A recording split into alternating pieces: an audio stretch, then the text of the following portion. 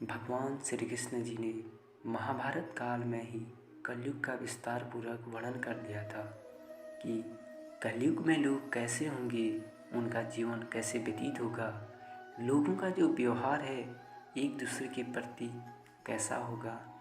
यह सब उस काल में ही बताया जा चुका था। कलयुग के बारे में बताई गई 5 कड़वी बातें जो आज 100% सच हो रही है।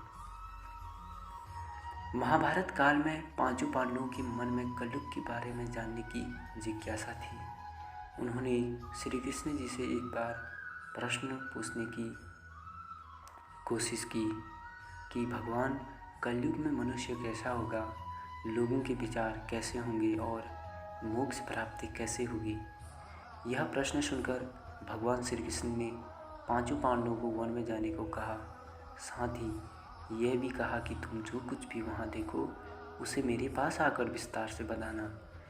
भगवान श्री कृष्ण जी का आदेश पाकर पांचों पांडव वन चले गए और कुछ समय बाद वापस आते हैं। वन से लौटने के बाद भगवान श्री कृष्ण जी ने पांचों पांडवों को एक एक करके उनसे प्रश्न पूछना प्रारंभ किया। सबसे पहले भगवान श्री कृष्ण जी ने युधिष्ठिर से प्रश्न पूछा और कहा कि तुमने वन में क्या देखा। उन्होंने बताया कि मैंने वन में 2 सूंड वाले हाथी को देखा। तब भगवान श्री कृष्ण ने कहा कि कलयुग में ऐसे लोग राज करेंगे जो बोलेंगे कुछ और करेंगे कुछ, और ये लोग दोनों ओर से शोषण ही शोषण करते रहेंगे। इस प्रकार युधिष्ठिर से प्रश्न पूछने के बाद भगवान श्री कृष्ण जी ने भीम से प्रश्न किया और कहा कि आपने वन में क्या देखा। उसने वन में देखा कि एक गाय अपने बच्चे को इतना चाट रही थी कि उस बच्चे का खून निकलने लगा। तब श्री कृष्ण जी ने इसका अर्थ बताया कि कलयुग का मनुष्य अपने बच्चों से इतना आसक्त होगा कि ऐसी ममता के कारण बच्चों का विकास ही रुक जाएगा। यदि किसी का पुत्र साधु बना तो सब उसके दर्शन करेंगे, परंतु स्वयं का पुत्र साधु बना तो माता पिता दुखी होंगे और रोएंगी कि मेरा पुत्र किस राह पर जा रहा है। कलयुग में लोग बच्चों को मोह माया और परिवार में ही बांध कर रखेंगे। इस तरह उसका जीवन वही नष्ट हो जाएगा।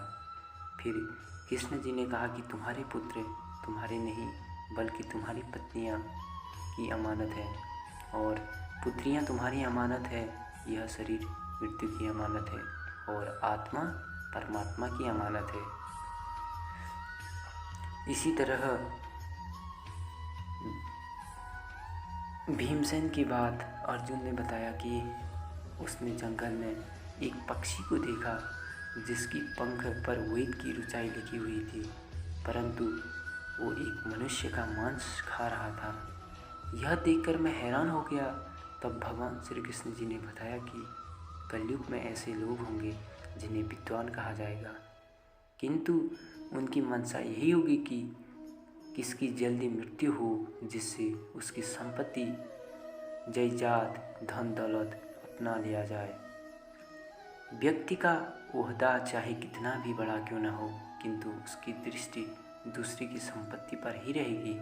ऐसे लोग बहुत होंगे जो दूसरे के धन को छीनने को आतुर होंगे। वास्तविक संत कोई नहीं होगा। अर्जुन की बात फिर नकुल ने भगवान श्री कृष्ण जी को वन के बारे में बताया और कहा कि मैंने देखा कि एक भारी चट्टान पर्वत से गिरी और बड़े से बड़े वृक्ष भी उसे नहीं रोक पाए, परंतु एक छोटे से पौधे से टकराकर वह चट्टान वहीं रुक गई। तब इसका अर्थ बताते हुए भगवान श्री कृष्ण जी ने कहा कि कलयुग में मनुष्य की बुद्धि क्षीण होगी, उसका जीवन पतन होगा और इस पतन को धन या सत्ता के वृक्ष रोकने में सक्षम नहीं होंगे, किंतु हरिनाम रूपी एक छोटे से पौधे से मनुष्य का जीवन पतित होने से रुक जाएगा। हरि कीर्तन से मनुष्य की बुद्धि प्रबल होगी। अपने चारों भाइयों की तरह सहदेव ने भी भगवान श्री कृष्ण जी से वन की बात बताई सहदेव ने बताया कि उसने वन में अनेकों कुएं देखे, जिनमें से केवल बीच का कुआं खाली था, जो कि सबसे गहरा था।